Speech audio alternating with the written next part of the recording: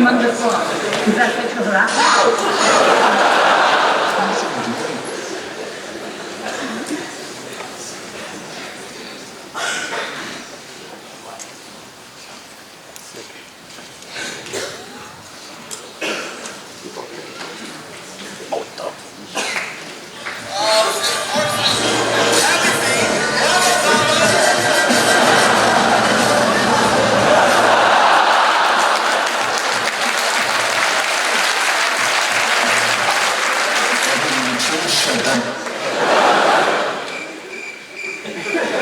We are going co-education.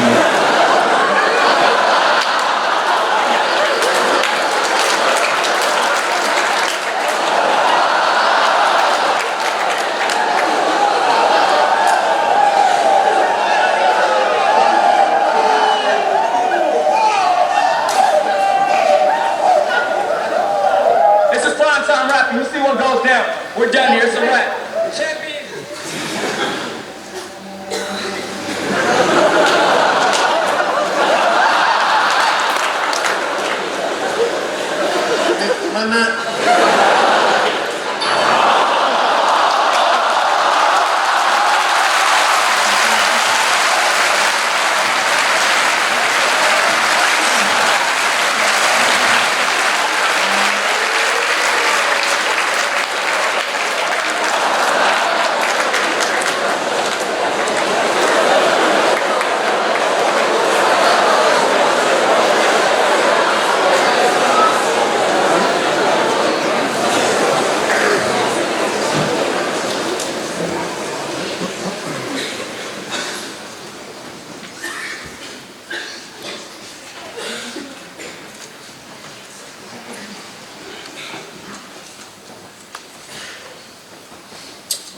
Ladies and gentlemen, thank you very much indeed. My name is Father Chris. Our lesson this afternoon is taken from the Gospel according to St. John, chapter 2, beginning at the first verse. And on the third day there was a marriage in Cana of Galilee. And it came to pass that all the wine was drunk. And the mother of Jesus said unto the Lord, They have no more wine. And Jesus said unto the servants, Fill 6 water pots with water. And they did so. And when the steward of the feast did taste from the pots, it had become wine. And he knew not whence it had come. But the servants did know, and they applauded loudly in the kitchen. And they said unto the Lord, How the hell did you do that? And inquired of him, Do you do children's parties? And the Lord said, No. But the servants did press him, saying, Go on, give us another one. And so he brought forth a carrot, and said, Behold this, for it is a carrot. And all about him knew that it was so, for it was orange, with a green top. And he did place a large red cloth over the carrot, and then removed it. And lo, he held in his hand a white rabbit. And all were amazed, and said, This guy is really good. He should turn professional. Oh, out of the way, old man. Father Andy's here. I've noticed a problem in the school.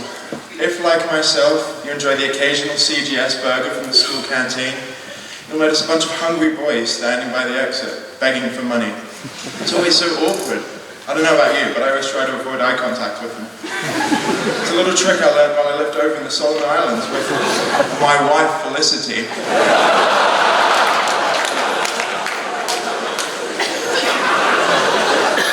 Poverty there's pretty rampant. It's honestly heartbreaking, but nothing could have prepared me for Canberra Grammar School. Look, I'd like you to all close your eyes for a moment. Imagine you wake up in your queen-size bed. You've slept through your alarm. After slipping into your unironed $700 Bob Stewart Grammy uniform, you're shocked to find the butler has taken the day off. In a disgusting betrayal, your quinoa pancake is burnt. You're in the back of your Mercedes Uber Black with nothing but complimentary mints to sustain you. Then, would you believe it gets worse. You've left your canteen money in the cash drawer. What are you going to do? You're forced to become one of those filthy boys that camp outside, sucking up the waft of overpriced chicken strips. Open your eyes. Imagine living like that every single day. Imagine going to a public school. Pretty scary, right?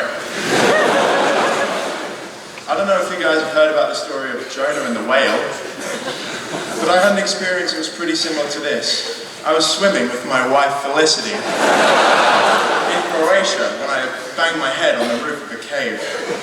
I immediately passed out and sunk like a stone. Before my wife Felicity got the water out of my lungs and revived me, I was swallowed by a metaphorical whale of generosity and charity.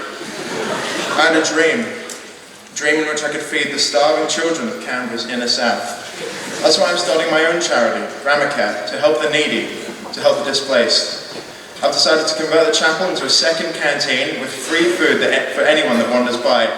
No flexi-card required. We all know God once said, "Let there be light," but I say, "Let there be non-perishable foods." Amen.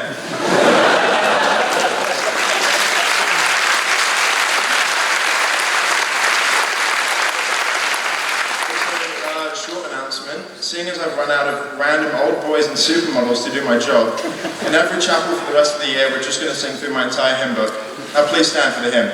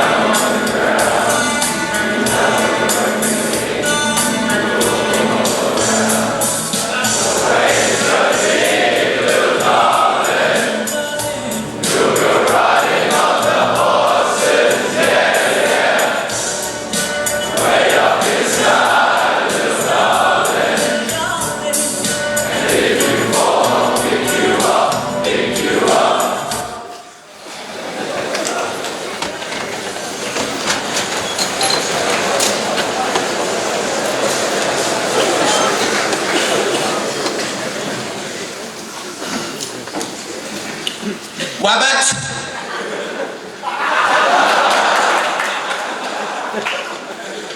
Thank you.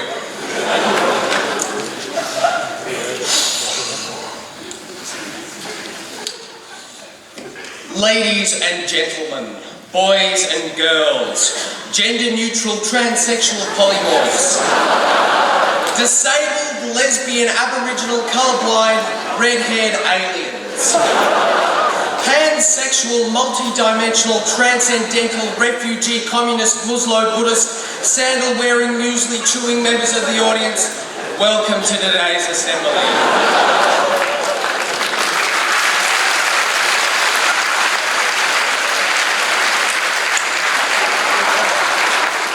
My name, if you hadn't already noticed, is Dr. Justin Garrick, head of the school. Yes, that's just head. No longer am I confined to the archaic, draconian suffix that is master. Titles like housemaster, headmistress, headmaster are relics of the past, signals of a bygone era. We're moving into the future. Anyway, I digress, as I often do. Today, I have a number of things I would like to address, but as is customary at this time of year, we have a number of startling changes to acknowledge. I am pleased to welcome Mr. Lawson Wazer as a full-time member of the PE department. Lawson joined the department from Northside Kindergarten, where he was a student last year.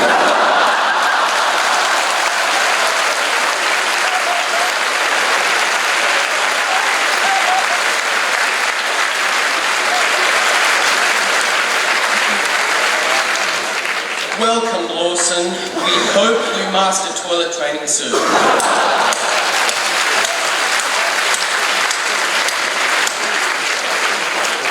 The drama department will be welcoming its new head, an old face of the school, Mr. Jeremy Waterford. Mr. Waterford is keen to engage with the meaty drama syllabus the subject has to offer. Good luck, Jeremy. I propose you'll be a damn sight more engaging than anything we've seen down there before. Also, time to farewell a number of teachers. Mr. Jason W. Riley will be returning to the moon where he was born.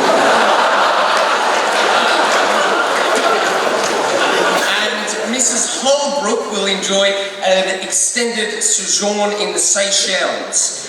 Dr. Bruce Faraday celebrates a massive milestone, entering into double-figure retirements. Bruce completes his 10th straight retirement this year, and we wish him well in his life after school. Miss Alison Tokley will be leaving the English department to take up a position in the Ministry of Magic. She will be replaced by Dr. Bruce Faraday, who we thank for returning to teach for the 11th time. His experience will serve us well, I'm sure.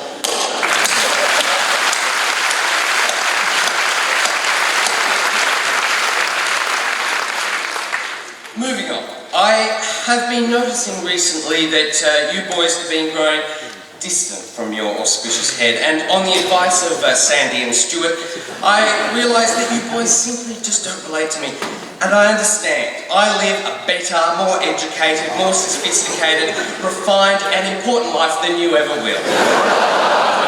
But I'm afraid that's just the way it is, so you're going to have to get used to it. I have decided to bring you up to my level.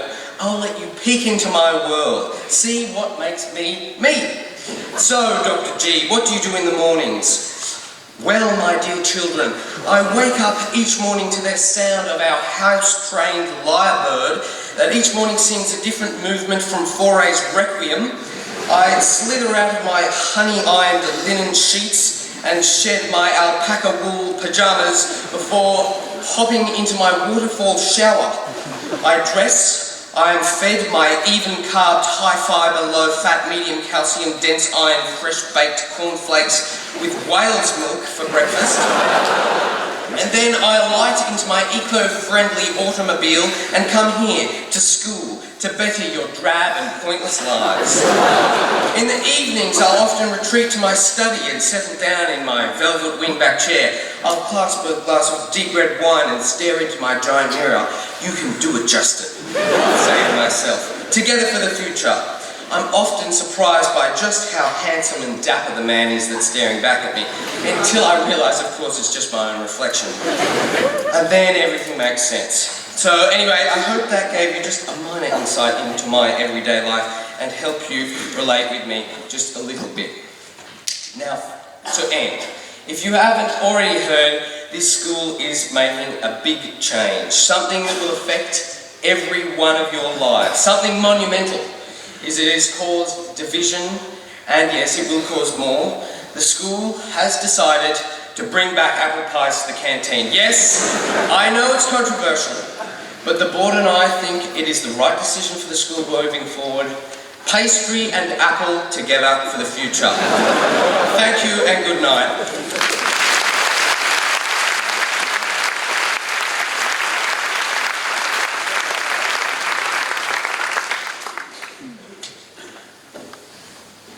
At the beginning of my tenure as school skipper, I set a few key goals. Goals to help me to be the most esteemed and well-remembered captain this school has ever seen. After extensive consideration, I decided on 3 goals that would help me to reach the heights achieved by captains before me. These were: to be as smart as Brendan Falk, to be as good an athlete as Brendan Falk, and of course, to lead a social life as successful as Brendan Falk's. Over the course of a couple of minutes self-reflection, I quickly arrived at the conclusion that I have failed everything I hoped to achieve. Having reached this inevitable truth, I decided to delve deeper into why I had failed to fill the shoes of those gone before me. Firstly, intelligence. I always knew this would be no walk in the park. I mean, ducks in the school's no mean feat, but come on, I was in second set maths in year 10, so you never know.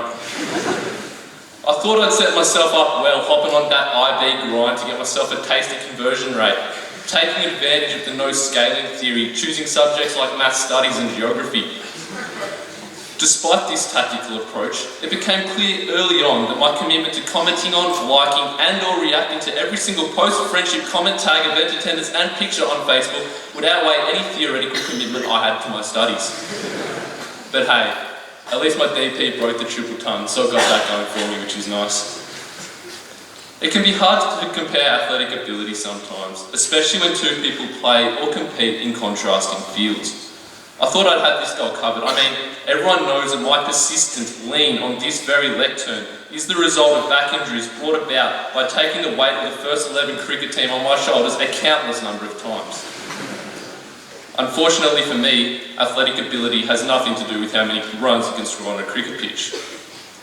The only reasonable way to measure such a concept as this is by taking all key components of athleticism and somehow combining them into some type of complex composite index.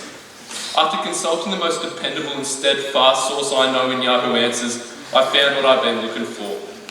The only fair and equitable formula for athleticism, devised by none other than mad_dog7863, which states that athletic ability is the product of rig and head quality. I was quick to realise that the inexplicably questionable nature of my head had me out of this race before it even began. Finally, the social scene. Although I've never found myself without mates per se, I certainly hope that being elevated to a status that can be related to so many widely respected men in the years gone by would help boost my potential when it comes to the social scene. Despite this perceptive boost to my prestige, I was quick to realise that my nauseating chat would be an incredibly significant factor inhibiting my quest to achieve this third and final goal. As if it weren't enough to call just about every second person skip, primarily reminding them that I'm their superior, this chat even filtered into conversations outside of school. Conversations that may even have included girls once or twice. I mean, yeah, the boys will get around some of my characteristically putrid banter, but beyond that, my aspirations in regards to this goal have been fruitless, to say the least. Another loss to Ben Mac. So how do the future generations avoid finding themselves in a situation like me, overshadowed by their influence of their predecessors? It's simple, really. Fix your head, fix your chat, and have a Ben Mac week. Thank you.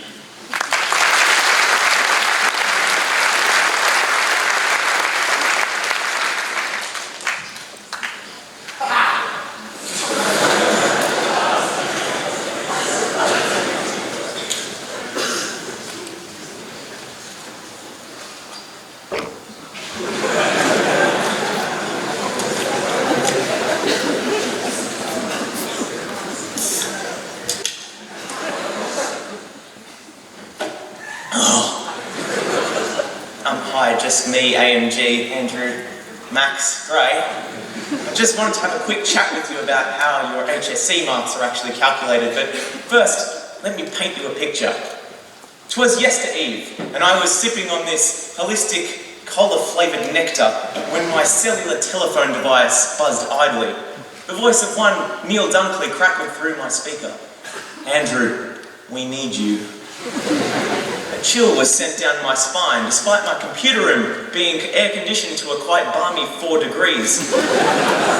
It became apparent that Uncle Dunkle had not called for any simplistic task. So drastic was this problem that I ventured over to the light switch and turned them on. You see, Slam Dunkley had explained to me that the Board of Studies, Torture and Educational Stress, BOSTIES, has changed how it's calculating the HSC marks, and he needed to know how it worked by tomorrow. The telephone clicked shut. I cracked my knuckles and downed my last few millilitres of Pepsi Max and prepared to hack into the BOSTIES mainframe. I was blocked by a screen requesting a password. What could it be? I pondered for hours. I tried, and then I finally got in. By God. I was in. I trawled through BOSTIES archives, through evidence of mark manipulation, human experimentation, and a cult-like worship circle for a figure known only as the chief examiner. Now let's start off with an example student. We'll call him, Guston Garrick.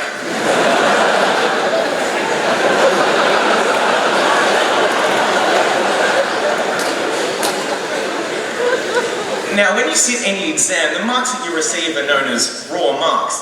Of course, logic dictates that being your marks, they obviously don't reflect your ability, so we like to utterly bastardize those results into something that makes much less sense and will plunge you into long periods of despair, likely requiring psychiatric intervention.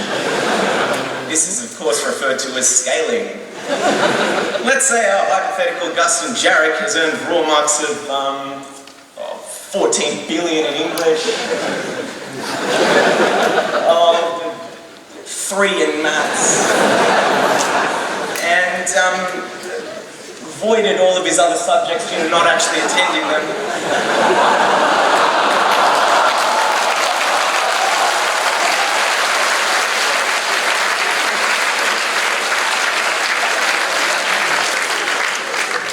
Now, the process of scaling works, as you know, by a subject-by-subject basis. By adding BOSTIES fried chickens cut into formula of 11 secret scales and spices, we can see how each subject's raw marks are scaled. English, of course, needs a very special spice, as it's the only compulsory course in the HSC. Unfortunately, even though I requested that ingredient from the English department over 8 weeks ago, they still haven't gotten back to me. We mix all of these spices together and anoint this highly sophisticated piece of technology that is most definitely not a $3 magic 8-ball. We then enchant this, wait until the next full moon, spin around 3 times,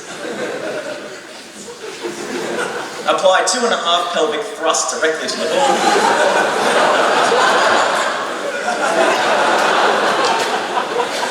and then we ask the mark machine to work its magic. Aha! We've got it! Guston Garrick's final mark will be outlook uncertain, ask again later out of 100. Oh dear. Luckily, I do have a special guest marker on a live video chat. Special guest marker, what would you say Guston Garrick's mark would be?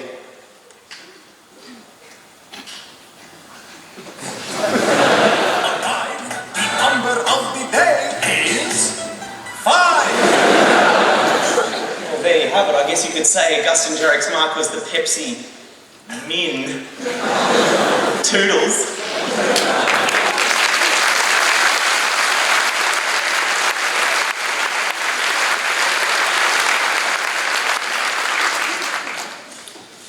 We now have a musical item.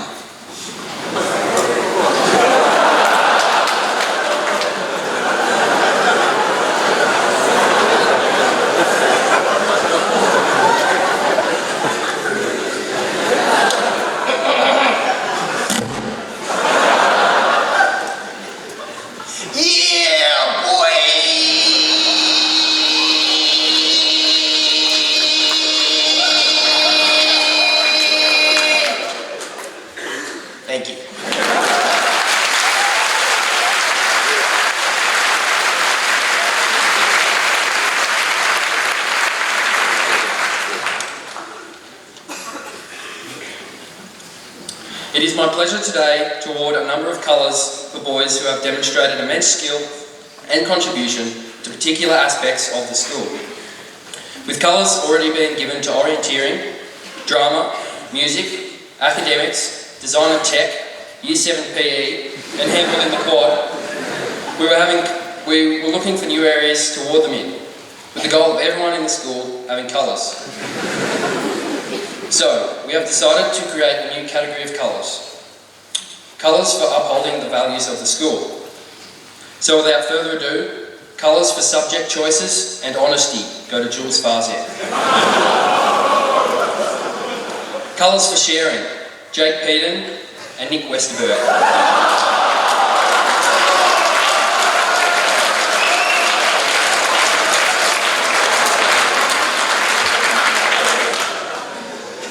Colours for fatherhood, Aidan Thurman. Colours for responsible driving, Patrick Salisbury. There was also colours for some new activities recently started by the school that is my pleasure to award today. Colours for cooking, specialising in eggs, Josh Dowse. Colours for zoology, specialising in snakes, Tommy King. Colours for zoology, specialising in donkeys, Angus Robertson. Colours for zoology, specialising in orangutans, Luca Tossolini. Colours for interior design, specialising in rugs, Andrew Martin. Colours for darts, Cameron Harvey, Josh Dowse and Ned Stewart. And finally, colours for curiosity, Miles Davis. Congratulations, boys. Your work hasn't gone unnoticed. We now have a short video. Thank you.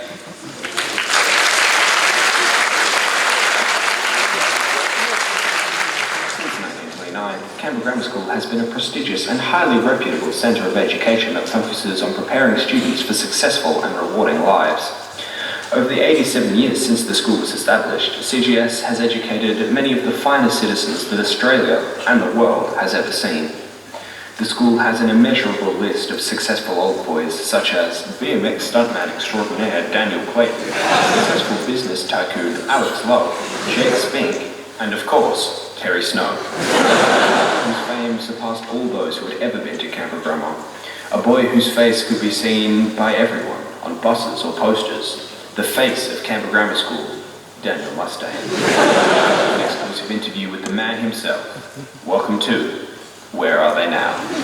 There is no doubt that I'm the most famous person to ever come out of Canberra Grammar. People still come up to me and say, "Are you the guy from the CGS poster?" And I say, "Yes, yes I am." What am I doing for a job? I don't need a job. When you're as famous as me, people just come up and give you money. I'll be sitting somewhere and they'll just give me some coins or something. Yeah, I noticed that they changed the advertising photo. It's not a picture of me anymore. They're using this. I didn't like it, so I fixed it. Yes.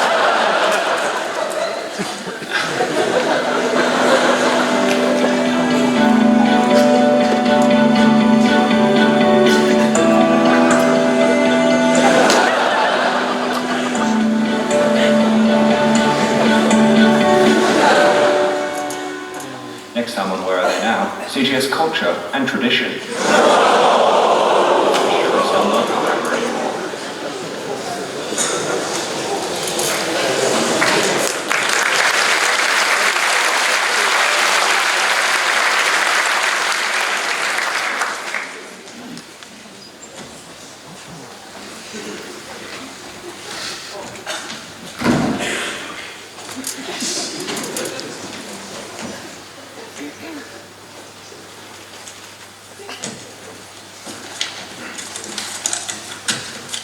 Gents, as the Year 12 cohort come to conclude their long war of attrition, that is the struggle for an ATAR, filled with camaraderie, hardship, and of course girlfriend snaking, I have realised that the history of the curriculum is in need of great reform.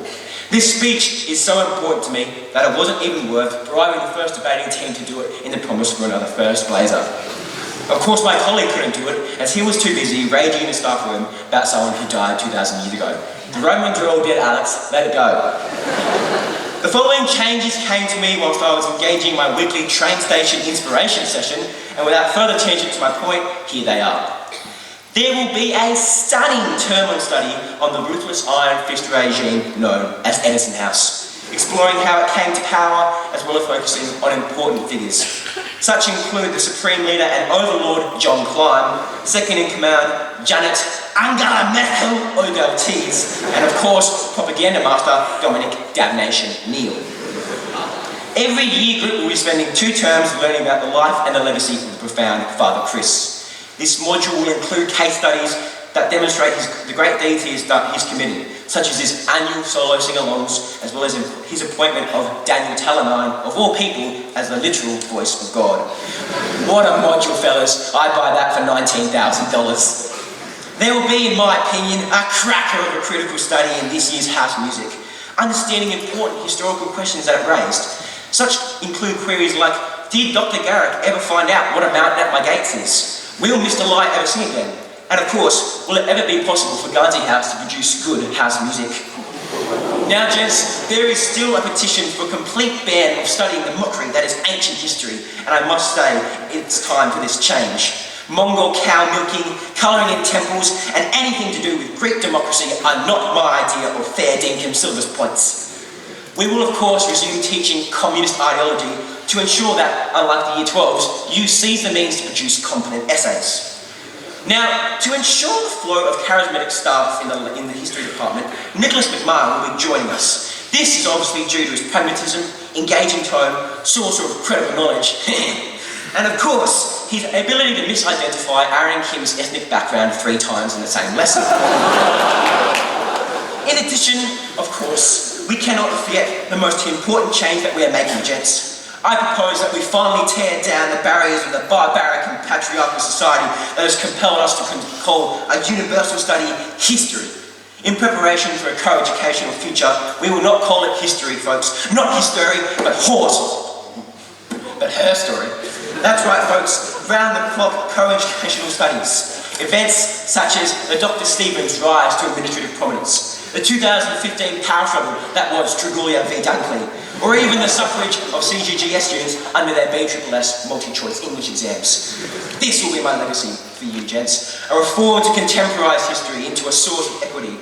I yearn to restructure the department into the idiosyncratic Dixon days of old, gents. Or should I say, ladies and gents. Mr. Tonna, you're great. Give yourself a band 6. Folks, I promise to bring back the glory days. And if you doubt where I'll find the time to complete such a daring task that demands weekly revision, where I can find an empty space of time in which one can complete tasks to the last minute due to what can only be described as a fundamental aversion to national education, gents, I have Australian studies to fill in this time. I will make history great again. Thank you.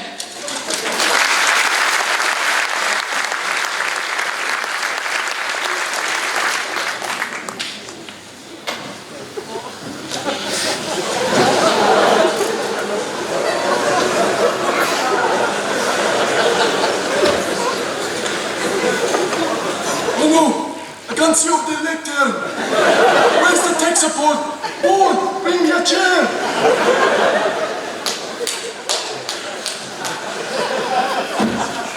Help me up. Thanks.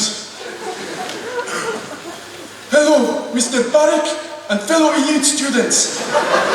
My name is Cristina Margianos Cirillo Weddingolo Che Guevara Dora the Explorer Diaz. Welcome to my speech, or should I say, bienvenidos a mi hacienda. Due to some recent events, problems, and imminent departures, the CGS English department has some extremely big changes to make. It is for this reason that I have an announcement to make to you today. Starting from next year, it will be compulsory for all students to study the IB Baccalaureate Diploma program. Also, the English department will cease to exist. Instead, every everyone will be taking the higher level Spanish course as their first language elective. I will be teaching all these classes. But with my exceptional public speaking skills and essay writing expertise, there should be no problem at all. In the end, it won't matter anyway, as under the 27 IB to HSC conversion table, you'll all be getting over 98 anyway. Please make sure to attend as many CGS Academy classes as possible over the holidays to prepare yourself well for next year's academic changes. A good start would be next Monday's CGS Academy class on astrophysics, run by Hamish Taylor, a top shelf physicist of our school. Please wish me luck as I take time off next week to welcome my new baby into the world, known only as Curita. Thank you, or should I say, por favor, décima hacienda. Paul! Paul, help!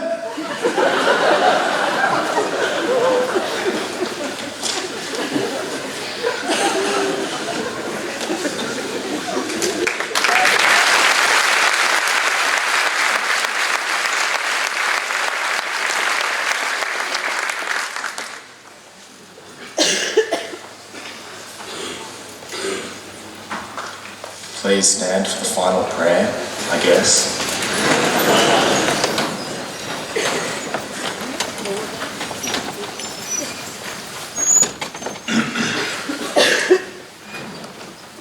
Our Father and Grandma, hallowed be thy Atar. Thy band six come, thy will be done, in Canberra as it is in Sydney. Give us this day our daily study planner. Forgive us our trespasses, as we forgive those who trespass against us. Indoctrinate us not into the patriarchy, but deliver our co-educational boys and girls together for the future.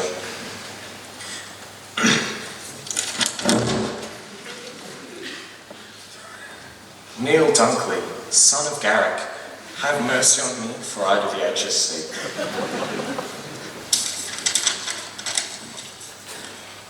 Lord Garrick, I'd like to pray for all of us and show our gratitude for all thy blessings and thy gifts. For though thou mayest taketh away the Canberran, ADD, our shout skits, water balloons, and the writing thing, thou hast also given us in abundance a new diary, which though it may look like a 1950s cornflakes box, is filled with thy wisdom. Thou hast given us girls. Though thou hast taken a classic school uniform, we now see thy wisdom in the retro black and white, and lots and lots and lots and lots and lots of white piping. So, Big G, make us truly grateful for all thy gifts, the greatest of which is that we're graduating today. We pray all of this in the sacred name of your Holy Trinity, Garrick in three forms. The Dunkley, the Stewart, and the Holy Goddard. Amen. Our woman.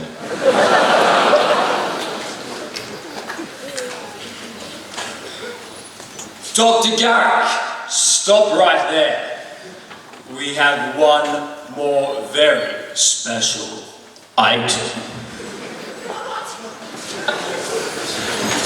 Where do we begin? How about the beginning? Well, it was 1 year after the HSC.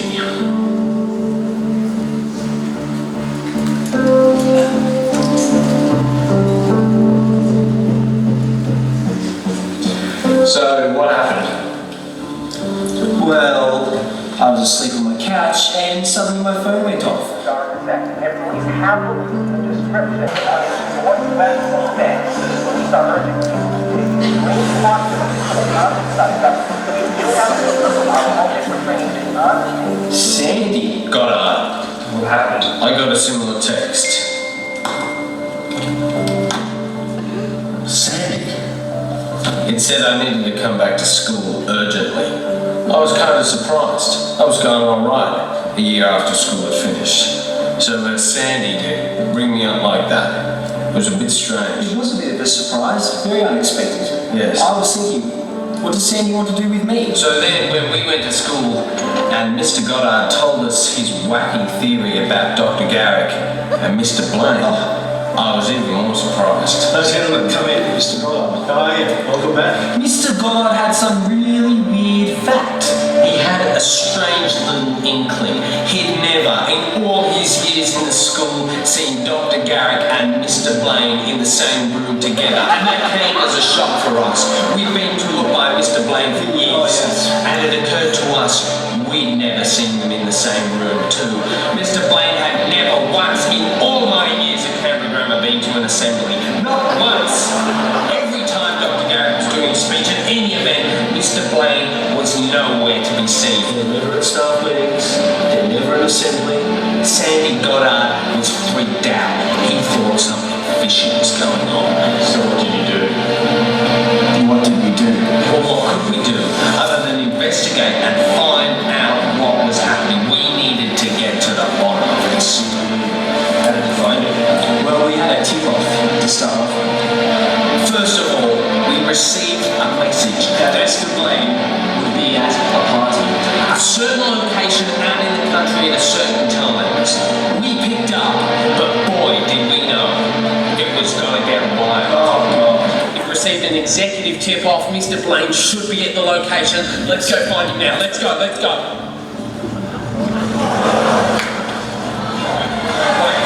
Come here, what's it? Black pants. What's wrong with black pants? Chris Blain has to be at this location. This is it. Let's go.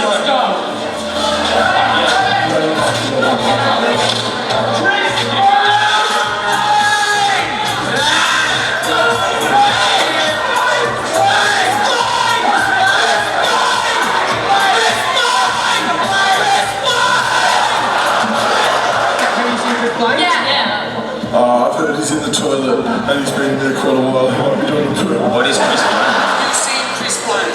No, I haven't seen Chris Blain today. But I have seen Dr. Garrick. What?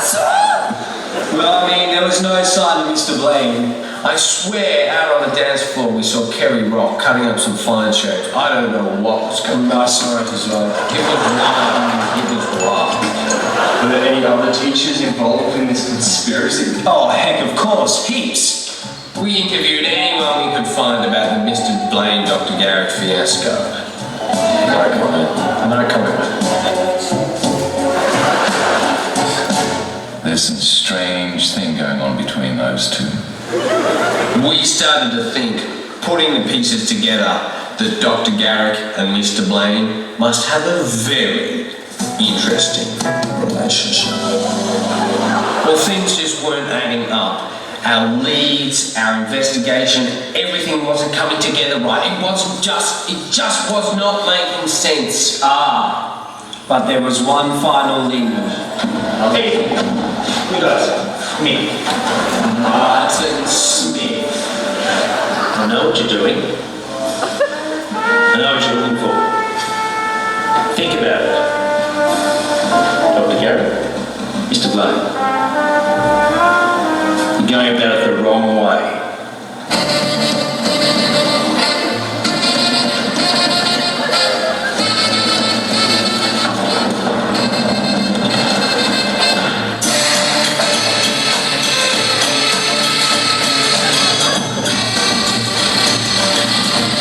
Mr. Garland, we've been doing some investigating. And we've got some good news for you, sir. Let's hear it. After a tip-off from Mr. Martin Smith, we think we have enough evidence to confront Dr. Garrick later today. Make it so.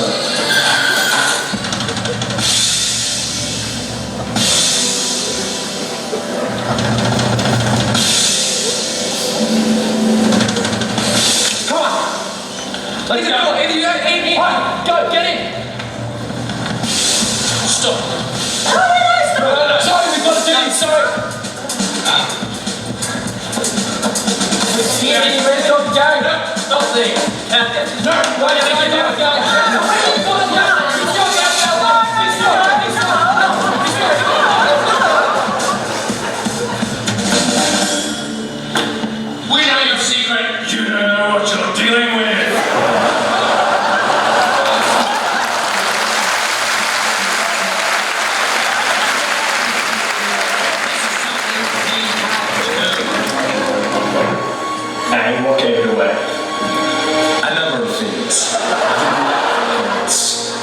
Mr. Blain's famous walk pants, the guacamole pants. He wears them every day. But then suddenly we started seeing them in strange places. The packets of Mi's sushi. And so, when we saw Dr. Garrick carrying little containers of Mi's sushi and chopsticks, we knew straight away the endless number of empty coffee cups. Mr. Blain drinks more coffee than anyone I know. That man's got 20 a day coffee. So, when Dr. Garrick's office seems to be littered all the time, whenever we walk past in our investigations with empty coffee cups, we knew something was going on. Ha! The Diaz! And so we got him. We cornered him. He had no other choice. We let him know. We knew his secret. Not right now! It's come to an end, Justin. Never have I been in such a state of disbelief, such shock. Dr. Garrick is Mr. Blain.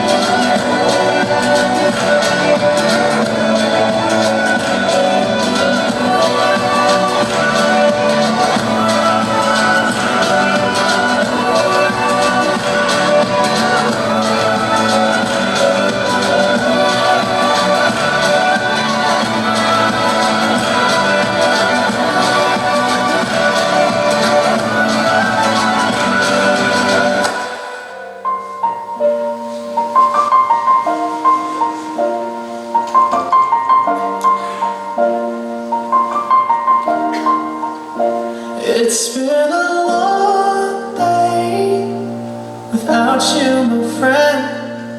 And I'll tell you all about it when I see you again. We've come a long way from where we began.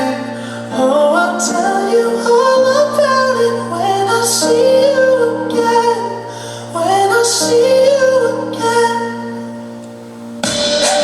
Damn, who knew? All the planes we flew, the things we've been through, that I'll be standing right here talking to you about another path. I know we love to hit the road and laugh, but something told me that it wouldn't last. Had to switch up, look at things different, see the bigger picture. Those were the days, hard work forever pays. Now I see you in a better place. See you in a better place. How can we not talk about family when family's all that we got? Everything I would do, you were standing there by my side. And now you gon' be with me for the last ride. It's been a long day without you, my friend. And I'll tell you all about it when I see you again. We've come a long way from where we began. No, we started. Oh, I'll tell you all about it when I see you again. Tell you. When I see you again.